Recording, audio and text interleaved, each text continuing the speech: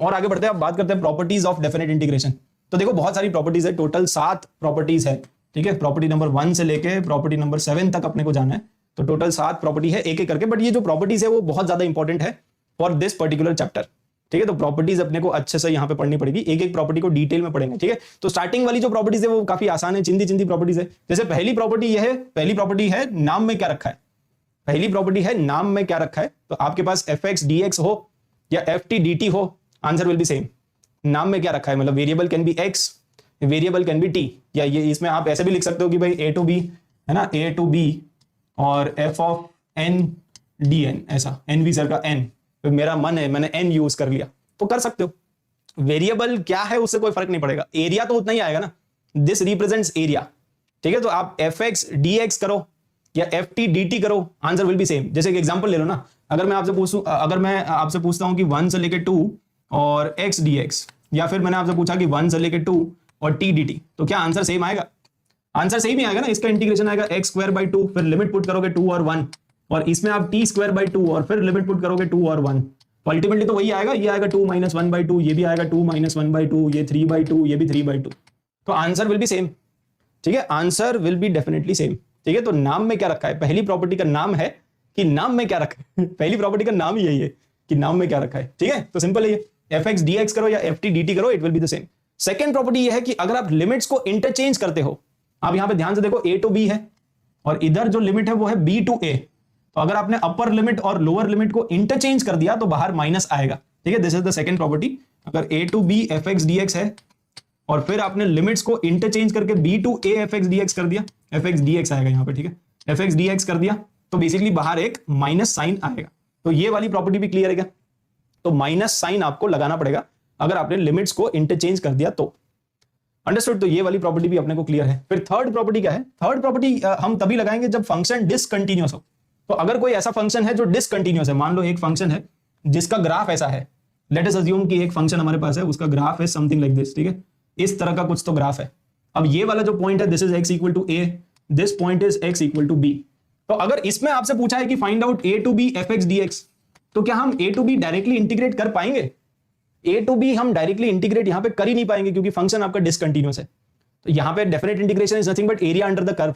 तो पहले आपको ये वाला एरिया निकालना पड़ेगा ना। लेट अस अज्यूम कि ये वाला जो पॉइंट है, let's say this is c, तो पहले आपको ये एरिया निकालना पड़ेगा a से c वाला, और फिर आपको ये एरिया निकालना पड़ेगा c से b वाला। अंडरस्टूड? तो इसको तोड़ना पड़ेगा, इसको तोड़ना पड़ेगा एट पॉइंट सी, तो a टू c और फिर आप जाओगे c to b fx dx। समझ गए? तो अगर कोई भी फंक्शन है जो डिसकंटिन्यूअस फंक्शन है, अगर कोई भी फंक्शन है जो डिसकंटिन्यूअस फंक्शन है, तो वहां पे जहां पे वो फंक्शन डिसकंटिन्यूअस है उस पर्टिकुलर पॉइंट पे इंटीग्रेशन को तोड़ना पड़ेगा, ठीक है। If any function is discontinuous then you need to break the integration at the point where the function is discontinuous. Understood? उस पर्टिकुलर पॉइंट पे तोड़ना पड़ेगा। क्यों? क्योंकि एरिया, तो ये एरिया अलग से निकालना पड़ेगा, ये एरिया अलग से निकालना पड़ेगा, अलग अलग आप एरिया निकालोगे तभी तो बात बनेगी, ठीक है। तो एक्चुअली यहां पे फिर से गड़बड़ है थोड़ा सा, ये सी कर लेना, तो ए से सी और फिर सी से बी, है ना, ए से सी और फिर सी से बी तक आपको जाना पड़ेगा। ए से लेके सी तक चले जाओ तो ये एरिया आ जाएगा, और फिर सी से लेके बी तक चले जाओ तो दूसरा वाला जो एरिया है वो भी आ जाएगा। लेकिन आप ब्रेक कब करोगे? जब फंक्शन या तो डिसकंटिन्यूअस है या तो फिर फंक्शन की डेफिनेशन चेंज हो रही है ना। पीस वाइज डिफाइन फंक्शन आता है ना कि अगर x ग्रेटर देन 0 है तो फंक्शन ये है, x अगर लेस देन 0 है तो फंक्शन ये है। तो इस तरह के फंक्शंस में भी आपको इंटीग्रेशन को तोड़ना पड़ेगा। तो अगर डेफिनेशन चेंज हो रही है या फंक्शन डिसकंटिन्यूअस है तो you need to break the integration at that particular point. अब देखो इसके क्वेश्चंस कर लेते हैं, जैसे greatest integer of x dx। तो ग्रेटेस्ट इंटीजर कहां पे डिसकंटिन्यूअस होता है? ग्रेटेस्ट इंटीजर वहीं पे डिसकंटिन्यूअस होगा जहां पे x का वैल्यू हो जाएगा इंटीजर। तो x का वैल्यू इंटीजर कब कब होता है? x का वैल्यू इंटीजर तो 1 पे ब्रेक करना पड़ेगा, फिर 2 पे ब्रेक करना पड़ेगा, और फिर 2 से लेके 3। तो अल्टीमेटली आपको 0 से 3 जाना था, बट आपको बीच में x इक्वल टू 1 पे ब्रेक करना पड़ा और x इक्वल टू 2 पे ब्रेक करना पड़ा। अब यहाँ पे फंक्शन क्या क्या आएगा बताओ? यहाँ पे जो फंक्शन है, जैसे यहाँ पे जो फंक्शन है वो है ग्रेटेस्ट इंटीजर ऑफ x। तो ग्रेटेस्ट इंटीजर ऑफ x का वैल्यू क्या आएगा? If x is going from 0 to 1, अगर x वेरी कर रहा है फ्रॉम 0 टू 1, तो ग्रेटेस्ट इंटीजर ऑफ x का वैल्यू तो कितना होगा? वो 0 ही होगा, है ना। कोई भी एक नंबर है जो 0 और 1 के बीच में है तो उसका ग्रेटेस्ट इंटीजर कितना आएगा? 0 ही आएगा। यहां पे ग्रेटेस्ट इंटीजर कितना आएगा? x का वैल्यू वेरी कर रहा है from 1 to 2। If x is varying from 1 to 2 तो ग्रेटेस्ट इंटीजर ऑफ x कितना आएगा? मतलब x का वैल्यू होगा 1 पॉइंट समथिंग का ग्रेटेस्ट इंटीजर कितना? तो 1 आएगा यहाँ पे, तो 1 dx, और यहां पे सिमिलरली आ जाएगा 2 dx, क्योंकि यहां पे x is varying from 2 to 3, तो आप 2dx कर लोगे, तो बस इसका वैल्यू तो 0 ही है, इसका वैल्यू 0 है, 1dx, तो इंटीग्रेशन इसका x आ जाएगा, upper limit lower limit put कर दो, इसका इंटीग्रेशन आ जाएगा 2x, और अगेन आप अपर लिमिट और लोअर लिमिट जो है उसको पुट कर दो 3 और 2, ठीक है। तो finally what is the answer? Finally इसका आंसर तो आ जाएगा 2 - 1, और इसका आंसर कितना आ जाएगा 2 इंटू, है ना, 2 इंटू 3 - 2, तो फाइनली द आंसर इज 1 + 2, है ना, 3 आ गया, final answer will be 3। Understood? Property number 4 क्या है? प्रॉपर्टी नंबर 4 जो है ये है ऑड इवन प्रॉपर्टी। अच्छा, पहले तो आप ये समझो कि प्रॉपर्टी नंबर 4 लगाते कब है, कि इसके बारे में अपने को दिमाग में चमकना चाहिए कि भाई हाँ इसको यूज करेंगे कि इसको यूज नहीं करेंगे। तो सबसे पहली बात, प्रॉपर्टी नंबर 4 हम तभी लगा सकते हैं जब -a to a होगा। मतलब अगर इस तरह के क्वेश्चन है -1 to 1 fx dx, या फिर -π से π, है ना, -π से π fx dx, या फिर -e से e fx dx, something like this, तो -a to a होना चाहिए। अगर -a to a है तभी हम ऑड इवन प्रॉपर्टी के बारे में सोचेंगे, अदरवाइज इस प्रॉपर्टी के बारे में दूर दूर तक हम दिमाग नहीं लगाएंगे। ये बात कितने लोगों को क्लियर है? पहले ही मतलब क्लियर कर लो ये सब। तो ये जो प्रॉपर्टी है इसके बारे में हम दिमाग तभी लगाएंगे जब -a to a होगा। अगर -a to a नहीं है तो ये प्रॉपर्टी नहीं लगाएंगे, कुछ और लगाएंगे, बट ये तो नहीं लगाएंगे। ये समझ में आ गया? अब ये प्रॉपर्टी लगाते कैसे है? तो ये प्रॉपर्टी लगाना काफी आसान है। अगर आपके पास है -a to a fx dx, तो आपको बस केवल ये पता करना है कि ये जो fx जो फंक्शन है वो ऑड फंक्शन है या फिर इवन फंक्शन है। अगर ये ऑड फंक्शन है ना, आपको केवल ये पता करना है कि fx will be odd function और इवन फंक्शन। अगर if fx is odd function तो इस इंटीग्रेशन का आंसर आएगा 0, ठीक है, तो आंसर आ जाएगा 0। अगर fx ऑड फंक्शन है तो इस इंटीग्रेशन का आंसर आ जाएगा 0, और अगर fx इवन फंक्शन है, if fx is even function, तो इस इंटीग्रेशन को आप डबल कर दोगे, डबल कर दो और 0 to a कर दो fx dx। अब आप बोलोगे सर ऐसा क्यों? इस प्रॉपर्टी में तो कुछ भी समझ में नहीं आया, अभी आएगा, देखो आप डायग्राम बनाओगे तो सब आएगा। मुझे कोई भी एक ऐसा फंक्शन बताओ जो कि ऑड फंक्शन है। We can take sin x, है ना, इसका बेस्ट एग्जांपल है sin x। तो अगर मैं आपसे पूछता हूं कि भाई बताओ -π से π और sin x dx, तो इसका आंसर कितना आएगा? sin x का ग्राफ कैसा होता है? sin x का ग्राफ ऐसा होता है ना, क्योंकि ये ऑड फंक्शन है, तो आपको पता है कि odd function is always symmetric about origin. Origin के अबाउट ये सिमेट्रिक होते हैं, है ना, odd functions are symmetric about origin. तो -π से π अगर आप इंटीग्रेट करोगे तो कितना आएगा? तो ये एरिया आएगा -2, ये एरिया आ जाएगा +2, ठीक है। तो -2 और +2 आपस में हो जाएंगे कैंसिल, और आंसर हमेशा कितना आएगा? 0 ही आएगा। तो अगर कोई भी ऑड फंक्शन है, odd functions are always symmetric about origin, and if they are symmetric about origin तो -a to a अगर आप इंटीग्रेट करोगे तो 0 ही आएगा, क्योंकि ये एरिया नेगेटिव आएगा, ये एरिया पॉजिटिव आएगा, आपस में कैंसिल हो जाएंगे। फील आ गई? अगर ऑड फंक्शन है तो इट विल बी 0। अगर इवन फंक्शन है तो कैसे करेंगे? अब मान लेते हैं कि भाई हमारा जो फंक्शन है वो इवन फंक्शन है, तो लेट अस अज्यूम कोई भी एक इवन फंक्शन बता दो।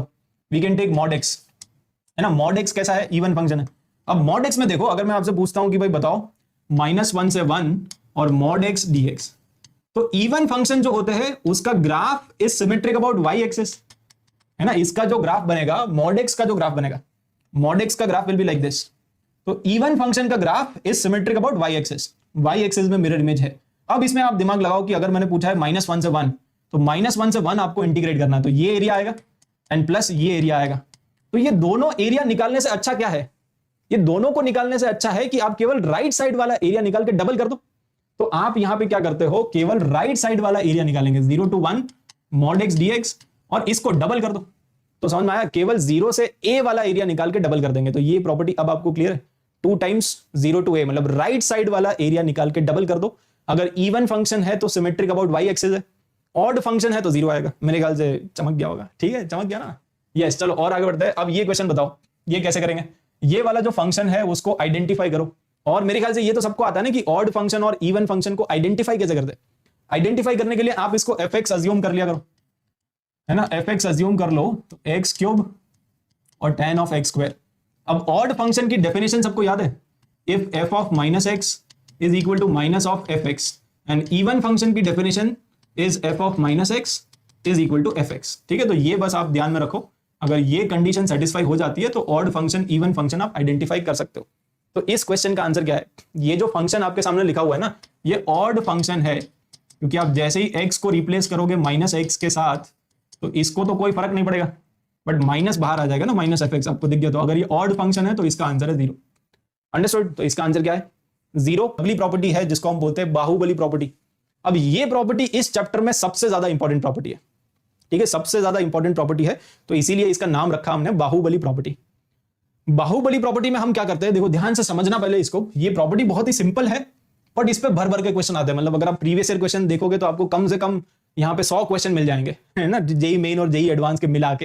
तो ये मतलब बहुत ज्यादा इंपॉर्टेंट प्रॉपर्टी है, इसीलिए हमने इस प्रॉपर्टी का नाम रखा है बाहुबली प्रॉपर्टी, है ना। ये नाम हमने रखा है सो दैट अब मैं आपको जब भी बोलूंगा कि बाहुबली लगाओ, मतलब आपको समझना है कि ये प्रॉपर्टी 5 की बात चल रही है ना। जब भी मैं बोलूंगा कि बाहुबली लगाओ, अभी आगे कटप्पा प्रॉपर्टी भी है, ठीक है, तो बाहुबली भी है, कटप्पा भी है, सारी प्रॉपर्टीज हम लाइन से पढ़ेंगे, ठीक है। तो ये प्रॉपर्टी क्या कहती है, इसको पहले समझो, इसका डेरिवेशन और ये सब भी मैं आपको बताऊंगा लेकिन बाद में।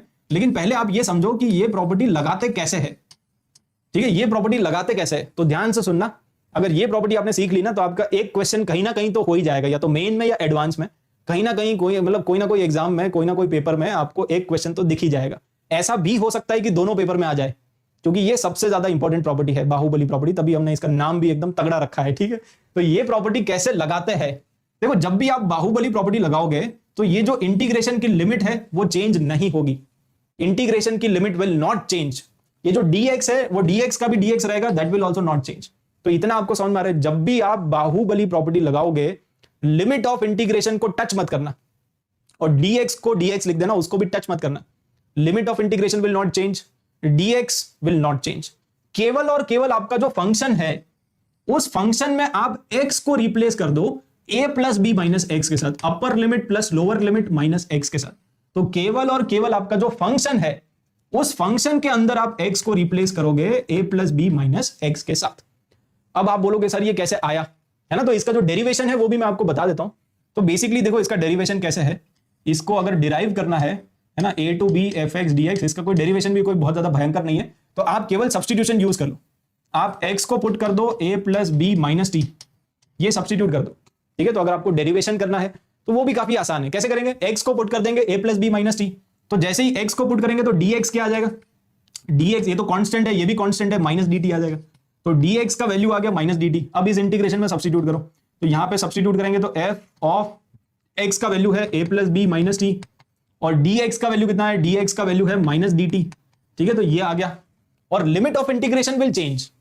तो यहां पे आप देखो ये dx है, अगर dx है तो x का वैल्यू है a और x का वैल्यू है b, है ना, x is going from a to b। तो अगर मैं इस इक्वेशन में x equal to a put करूंगा, है ना, तो t की लिमिट निकालो, यहां पे dt है तो you need to find out the limits of t। अगर मैं x का वैल्यू a पुट करूंगा तो t का वैल्यू कितना आएगा, आप यहां पे x equal to a put करो, x equal to a put करेंगे तो t का वैल्यू कितना, x equal to a put करेंगे तो t का वैल्यू आ जाएगा b, यस। और सिमिलरली इसी इक्वेशन में अगर आप x equal to b put करोगे तो x का वैल्यू अपर लिमिट ले लेंगे तो x equal to b put करोगे तो t का वैल्यू आएगा a, ठीक है। तो जब x का वैल्यू a है तो t का वैल्यू b आएगा, तो b नीचे आएगा, है ना, x is going from a to b, तो t will go from b to a, उल्टा है ये, ठीक है। तो t will go from b to a। अब यहां पे आप क्या कर सकते हो, फर्दर आप यहां पे प्रॉपर्टी नंबर 2 लगा दो। आपको पता ही है कि अगर ये लिमिट्स को मैं इंटरचेंज करूंगा, यहां पे लिखा हुआ है b टू a, अगर मैं इसको कर दूं a टू b तो ये प्लस हो जाएगा ना, एक और माइनस आएगा। अगर मैंने लिमिट्स को इंटरचेंज कर दिया, ये b टू a है, अगर मैंने इसको a टू b कर दिया तो ये जो माइनस है वो खत्म हो जाएगा। तो बस हैंस प्रूव्ड, समझ गया, यहां पे f of a plus B minus T into D T आ गया। और फिर इसके बाद आप यूज कर लो, तो यहां पे हमने कौन सी प्रॉपर्टी यूज करी है ना, यहां से यहां जाने के लिए हमने प्रॉपर्टी यूज करी है, प्रॉपर्टी नंबर 2। प्रॉपर्टी 2 क्या है कि अगर आप लिमिट को इंटरचेंज करोगे तो एक और माइनस आएगा, तो माइनस माइनस प्लस। अब इसके बाद आप यूज कर लो प्रॉपर्टी नंबर 1। प्रॉपर्टी 1 यह है कि नाम में क्या रखा है, प्रॉपर्टी 1 क्या है, प्रॉपर्टी 1 तो यही है ना कि नाम में क्या है, तो नाम में अगर कुछ नहीं रखा है तो t का नाम x रख दो, तो a plus B minus X और dx, ये आ गया, हैंस प्रूव्ड। अंडरस्टूड, नाम में क्या रखा है तो t की जगह x, मतलब बेसिकली आपने सब्स्टिट्यूशन यूज कर लिया, t का वैल्यू x पुट कर दिया, बस और कुछ भी नहीं, ठीक है। तो t की जगह x आ गया। अंडरस्टूड, नाम में क्या रखा है, तो ये डेरिवेशन भी हो गया। बट डेरिवेशन अल्टीमेटली आपको उतना ज्यादा याद नहीं करना है, आप बस ये ध्यान रखो कि limit of integration will not change, dx will not change, केवल फंक्शन विल चेंज, ये जो आपका फंक्शन है ना वो चेंज हो जाएगा।